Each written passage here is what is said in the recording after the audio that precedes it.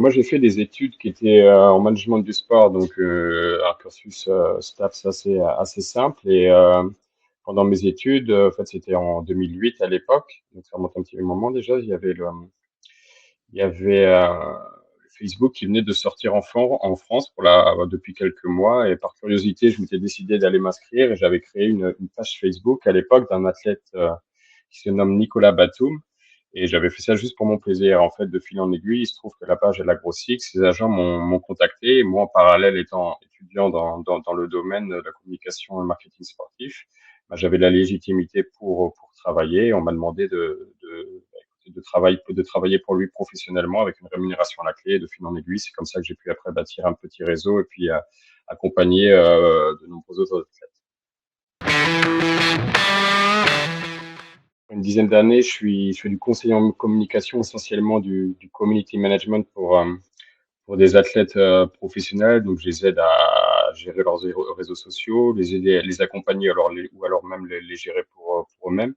Et je fais un peu de conseil en communication sur leurs activités qui peuvent être annexes en dehors du sport. Travailler, je pense, au moins avec une bonne dizaine, 10-15 athlètes différents. C'est aller d'un joueur de foot qui joue, par exemple, dans le championnat professionnel thaïlandais à des joueurs qui sont actuellement en NBA, équipe de France, Jeux Olympiques.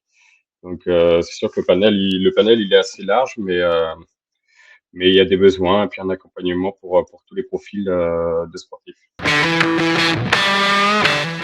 Déjà d'être intéressé, parce que ça reste un peu un métier passion.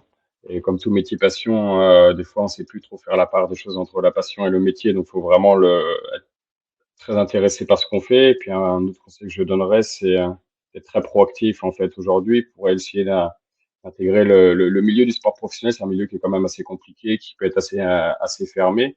Donc, pour les jeunes qui souhaiteraient l'intégrer, je dirais d'être proactif et d'essayer d'aller apporter quelque chose. Quand on démarche une entreprise, quand on démarche